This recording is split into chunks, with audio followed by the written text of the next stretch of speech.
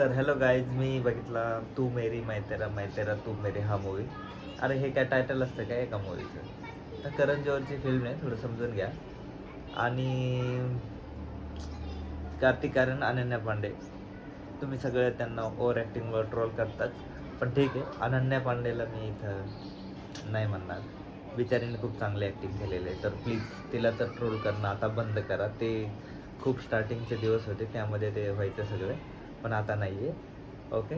आणि कार्तिक आर्यनने तशीच over acting केलेली आहे. करण जोहर, कार्तिक आर्यन भाई समजून घ्या. त्यानंतर फर्स्ट हाफ एकदम नॉर्मल, प्रत्येक या अशा लव्ह स्टोरीच्या मूवीसारखा सिम्पल.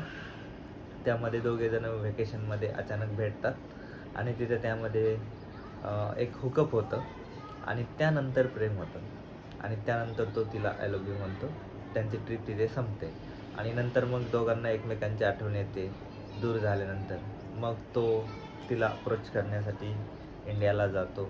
ही अशी एक सिम्पल स्टोरी आहे. फर्स्ट हाफमध्ये थोडं इंटरेस्टिंग आहे, काही सॉंग्स आहेत, त्यांची लव्ह स्टोरी दाखवलेली आहे, एक लक्झरियस लाईफस्टाईल बाहेरच्या देशामध्ये दाखवलेली आहे. सेकंड हाफमध्ये दोघांचं थोडा इमोशनल ड्रामा वगैरे. आधी तो म्हणतो लग्न कर, नंतर ती म्हणते नाही करू शकत. या अशा सगळ्या काही गोष्टी चालतात.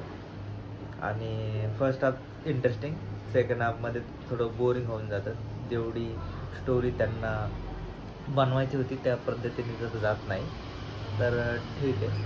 आणि त्यानंतर मग मूवीमध्ये एक मला गोष्ट आवडली की जुने गाणे वापरलेले आहेत काही 90sचे, आणि त्या गाण्यामध्ये तो जो डान्स आणि ते गाणं ते एक वर्थित आहे. मोठ्या पडद्यावरती त्यावेळी कसं फील झालं असेल ते गाण्याचे ते लिरिक्स वगैरे, ते मला खूप आवडलं. ऑल अबाउट दिस, तर ते एक मस्त आहे. आणि लॅक्मीची खूप ॲड केलेली आहे अनन्या पांडेने, तर ते तेवढं बघता येईल. मूवीला जाणं, तिकीट वगैरे काढून जाणं एवढं तर काही वर्थ नाही आहे. टिपिकली ही मूवी आहे ए जवानी है दिवानी. ते आत्ता रणवीर कपूर आणि श्रद्धा कपूरचा एक आलता तू जुटी मै मक्कार, या टाईपचा तो मूवी आहे. आणि खरंच हे मूवी काय थिएटरला जाऊन मतलब I don't think it's worth. It's depend up to you. So तुम्ही या टाईपचे मूवी OTTवर आल्यानंतर बघू शकता.